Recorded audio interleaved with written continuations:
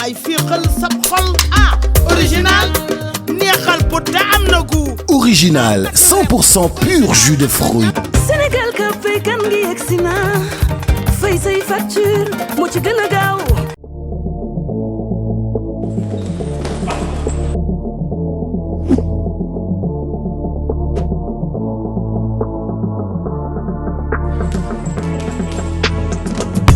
Salam tout le monde, ñun équipe nationale kickboxing du Sénégal ñu ngi leen di jox rendez-vous le 5, le 6, le 7 juillet fii ci place de souvenir festival Eric Favre sport santé international.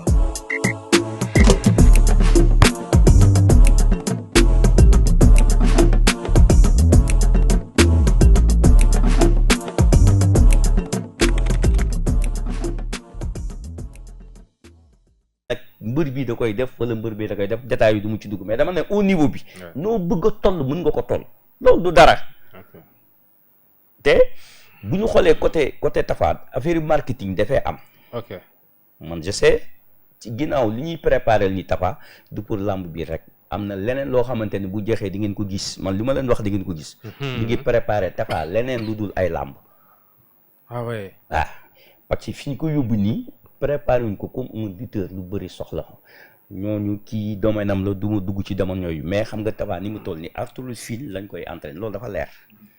dafa leer léegi nag bu fekkee comme li ñuy wax ni bu ñëwee.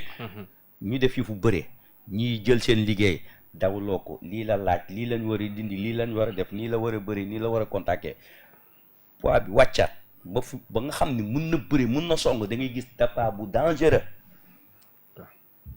bu dangereux ngay gis parce que Tapha mi génn na mais mi ngi lépp fii aba pourquoi duñu jox jëmb ko ci liggéey Tapha 4 combats maanaam Tapha mi ngi yéeg ci benn montagne sport noonu la rek da ngay yéeg ci montagne bi di jëm ñu ne champion la mi ngi dem dina egg wala nga taxaw wala ngay wàcc lii mooy sport mais Tapha mi ngi yéeg macha allah mi ngi def nii di dem boo xoolee dernier combat Eumeu Sène ñëpp xam nañ ni mbër bu na bëre la mbër bu am doole la mbër bu am sañ-sañu bëre la mais tu sais bu muy bëreeg Tapha Tine dóor nu ko Eumeu Sène dóor na Tapha Tine dóor boo xam ni ba mu kaw mais loo ci gis Tapha Tine bi mu xawee jukki tuuti rek bu Eumeu Sène dawee jël bu Tapha Tine dóoree bu mu dem jël mais doole li ko empêché daan ko te pourtant jël na coup kon Tapha boobu man moo ma gënal Tapha bii man max Tapha boobu parce que tamit pour Tapha ñëwaat ci làmb dangereux foog ñu indiwaat poids boobu dama xamul nag fii nan lañ koy indee pour mu ñëw mais Tapha moom xaw ma nan la uti mais amoon na lépp Sénégal pour nekk di roi des arènes léegi nag liggéey na leneen indi na beneen image indi na beneen jëmm léegi nan xool beneen jëmm boobu lan la koy apporter ci làmb loolu ñu ngi koy xaar boo demee tey ci côté Balla Gaye dem na wàññi leen poids bi fait du truc là man samay wax dama koy wax tey mais fu ñu dem ci àdduna bi dañuy ñëwaat rek Balla problème assise la yor problème assise mooy problème Balla Gaye bi ma ko dalee wax ay at mosoo ma introduire si Balla te waxuma lii lan mooy problème assise maanaam diggante dorsaux bi lombaire bi ak tànk yi loolu moo taxoon Balla doole jooju mu amoon foofu moo tax fu mu la téye Balla dafa am jàpp dafa am mbër yi am jàpp effectivement am na mbër yoo xam ne lu ñu tëli bu ñu la téye doo bëre Balla dafa am jàpp mais amatul assise bi même bu fi jàpp bi nekkee assise bi maanaam su ma la jàppee fi ma la war a jëmale maanaam xam nga man bu may gëstu fii lan moo mooy yóbbu lombaire bi mooy tourner dorsaux bi rotation yooyu mais Balla nitu rotation la léegi nag fi mu dem nii moo Tapha Tine amul kenn koo ci gis tay tànkam kaw gi rek la ñuy wan ñoom ñëpp nag Tapha Tine kaw la ñuy wan Balla Gaye kaw la ñuy wan léegi nag ñoom bu ñu sumee ko seen tànk yi man maa la ko wax fii ku gën a baax assise combat bii da nga ko gagné léegi nag ñun mënuñu fi nekk ne Balla Gaye pare na wala Tapha Tine pare na parce que fi ñu war a xoolee mbër ñoom waneeguñ ko mooy tànk yi jëm ci suuf ak xol après technique yi bëri beeg yooyu ñëw donc loolu ku ci analyser combat bi di nga xaw a juum Balla amoon na problème assise bu fekkee tubaab yi ñëw nañ basculer poids wu Balla bi ci suuf mu amaat doole dëgg ci suuf di nga gis Balla bu excellent Tapha Tine bu ñu wàññee poids bi ba yaram bi di bëree di nga gis Tapha Tine bu excellent après nag ñu xool Balla ndax ñëwaat na 100%. wala des na donc man lii laa la mën a jox ci analyse. coach Mamadou Ali Ndiaye nga xam Balla Gaye lool nga yor ko fii waajal ko ay combat donc dégg nga li coach wax macha allah il a fait une pertinente analyse physiquement la wax en tant qu'expert en tant que connaisseur la waxee donc on met aussi la même chose ñu wax li fi am solo li nga xam ne am na solo lay wax ci li ñu wax. bon xam nga tey boo déggoo Max muy wax des fois comme ni wax rek waxu Max lii ci ëpp jàll suuf la te et puis ci ginnaaw tamit waxoon naa leen lu mel naa leen combat bi combat bu neex lay doon ça c'est numéro 1 mais ko léegi définir combat bi c'est la préparation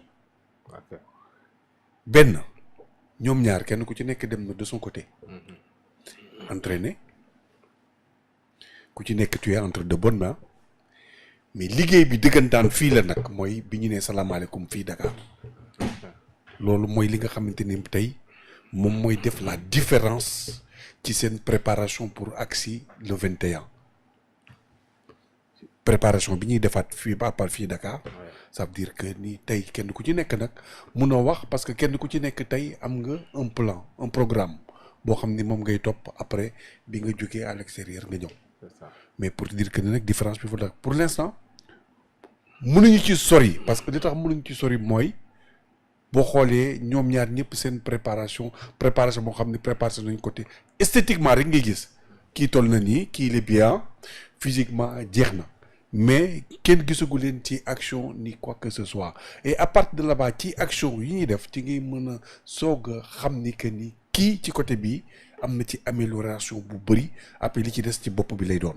parce que combat bi combat bopp lay doon. combat bopp lay doon combat bopp lay doon mais am na ñuy wax ne bu dee combat bopp la ñu ne mentalement Balla Gaye mooy gën a mën a am assise mentale que Tapha Tine am na ñuy wax ni sa Tapha Tine ndax koy mais gis nañ Tapha Tine mu joxe benn yuuxu. Moi je dirais le contraire peut-être le Tapha Tine d'avant et le Tapha Tine d'aujourd'hui c'est deux personnes différentes. Ah bon? waaw tey. Tafa il a grandi un peu en expérience. Okay. Comme li ma wax ne il a été très bien entouré bi mu jógee ci défaite boobu. ba ci défaitu Ama Baldé bi. léegi beneen Tapha Tine la ñu gis. te Tapha Tine bu fekkente ni làmb dafa wax dëgg rek. ñu toog tey ci ni mu mel ci ni mu toll. kenn warul tudd Tapha Tine di tudd beneen mbër. parce que jëmm ji dayo bi taa bi ni mu toll macha allah. donc ça veut dire que ni tey Tapha Tine dafa war a ñëw tey làmb ji ci loxoom. tey foofu la toll. certes dafa am loo xam ne nag lu jar a bàyyi xel la dem na ñëw poids bi mu indi dem nañu poids tamit mais Tapha Tine war na ëpp lii sax yàgg na war na ëpp lii parce que boo xoolee bindam corpulence am ni mu toll nga xam ni waroon na ëpp lii mais des fois nit lu ndaw mën na la xañ loolu. rien que la récupération. rien que la récupération mën na la xañ peut-être que ni yenn possibilités yi nga xam ne mën nga ko am. mais tey nag ci ni mu toll na ni mbër mais tey bu ñëwee la différence bu Tapha Tine tey mooy à partir de bi mu nee salaamaaleykum fii ba ñu jëm ci jour combat bi nag liggéey boobu ñuy def nag moom moo ci am solo surtout nag contact lu bëri. c'est que définir bu ci kanamee tuuti bu ñu leen bousee ñu boo dinañ mën a définir kan mooy kan. vraiment kan mooy kan. Omez nee na Tapha Tine moo mën Balla Gaye 100 fois. moi je dirais pas Tapha Tine moom moon Balla Gaye 100 fois bi ñuy bëree dafa am loo xamante ni Balla Gaye dala ko ëppale mooy bopp. audace. te loolu la def ñëw indi ko dafa ñëw indi bopp ñëw indi audace war la ni tey jii dama la fiy jëlee. di tiko tak.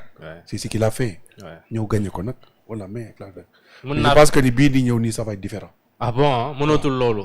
non ça va être différent. ah bon parce que pourquoi parce que Tapha Tine tey fi mu toll ci làmb.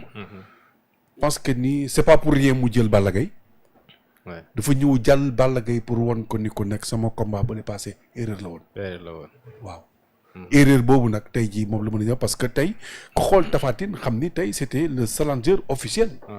du titre de roi des arènes Modou Lo. moo fi tarbiteur boo xamante ni tey moo jàkkaarloog Modou Lo jaxaran.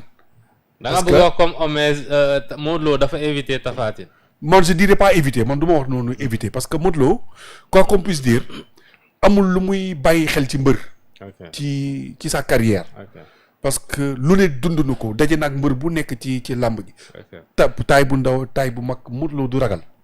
donc tey comme ni ko circonstance la nag boo xam te ni tey dafa tombé kii pare na ci li mu jógee damay noppaleku Tapha Tine ne ko comme kii day noppali su du ma fi toog di jëlee combat boo xamante ni kenn xamul kañ lay pare. opportunité dafa présenté boo xamante ni moom yàgg na bëgg bëreeg Balla Gaye mais c'est le moment. ça veut dire que ni tey dafa am ñaari ñoo xam ne tey dañu taxawoon comme potentiel challenger pour le titre de revanche parce que Balla Gaye tamit bëgg na dellu si waat. jël roi des arènes mais dootul bëre ak revanche peut-être coach dina si ñëwaat. waaw xam nga tey man du ma wax loolu mooy nit mën naa ne du ma bëri diw. mais suba li lay booleeg moom yàllaa ko xam. circonstance on ne sait jamais. effectivement waaw rien n'est impossible. tant que yaa ngi xam nga du ma bëri diw daal mooy. bàyyi nga bëri. mais tant que yaa ngi ci biir làmb ji rek. rien n'est impossible. donc c'est une possibilité. Balla Gaye Tapha Tine kan mooy favori Balla Gaye Tapha Tine. Tapha Tine. Tapha Tine mooy super favori bien sûr. mais oui mais Balla ci boppam sax xam li koy xaar xam na ko. Balla xam na li koy xaar. xam na li koy xaar parce que Tapha Tine bii mi di ñëw nii. dafay ñëw pour wan Balla Gaye ne ko tey daanoon nga ma mais dinaa la wan ni que ni loolu erreur la woon. et de rien que nag la réaction de Tapha Tine. ci jouru làmb ji keroog. face to face bi. nga gis la réaction de Tapha Tine xam nga ay dooma xoolee peut-être que ni wax na ko jour boobu. man nekkuma ci bopp Tapha Tine de. mais boo ko laajoon ci boppam benn intention rek amoon rek mooy dóor. mooy lekk Balla Gaye waaw mooy lekk Balla Gaye dama lay caam mais comme ni ko wax rek dañuy ñaan yàlla dafa ko jàmm. tey moi je te dis Tapha Tine la faral si combat bi. waaw ci combat bi Tapha Tine la faral. lu tax mais tey il faut que bay ci sa wewu tànk. Tapha Tine waa Ouest Foire la. ok. waaw te ñun waa Ouest Foire vraiment lépp loo xam ne tey mi ngi Ouest Foire dañuy ànd ak moom comme Tapha Tine nag waa Ouest Foire la. de passage maa ngi nuyu Grand Thioune. parce que Grand Thioune. mi nga xam ne boo El Hadj Thioune. xam nga mi nga xam te ni tey moo yore Tapha Tine di ànd ak moom di xëccandoo. pour te dire que ni ay voisins lañu. waaw donc tey nag on va jouer la solidarité su ko defee ni vraiment jàpp ci combat bi pour Tapha Tine yàlla. kon da ngay jël secret bu ñuy daane parce que xam nga Balla Gaye da ngay filer Tapha Tine. non xam ni c'est un grand mot nit doone xam naa ko moom xam nga. nit ku ci nekk rek nit la te nit dafa nekk loo xamante ni kenn mënu koo xam. on parle du sport. sport bu la ci kenn nax. xam ay dama xam yooyu ça n'existe pas li fi nekk mooy liggéey. y a que le travail qui paye. effectivement donc tey li nga mën a def rek mooy que ni rek tey jii psychologiquement dimbale ce poulain ba nga xam ni il va être bien dans sa tête. loolu rek moom moo ci am solo et Tapha Tine il a besoin de ça. alors coach Pambay nga déglu ñetti lu ñu wax nga déglu leen religieusement Tapha Tine Balla Gaye sa xalaat sa jàngat. li si kay mat na ñii daanaka la ñu wax mënutuma ci teg dara moom psychologiquement nag Balla Gaye moo ëpp moyen quoi. moo ëpp moyen Tapha. Balla Gaye moo ëpp moyen Tapha Tine mais état de forme bi ma gis mu indi ko Balla Gaye wàññi nañ ko. préparé nañ ko physiquement athlétiquement Tapha Tine dafa yokk masse bi yokk poids yokk doole mais xam nga souplesse dafa baax ci mbër. ay waay féexal sab xol original neexal pot te am na gu. Original 100% pur jus de fruits. Sénégal ka fay kan ngi yegsi na fay say facture moo ci gën a gaaw.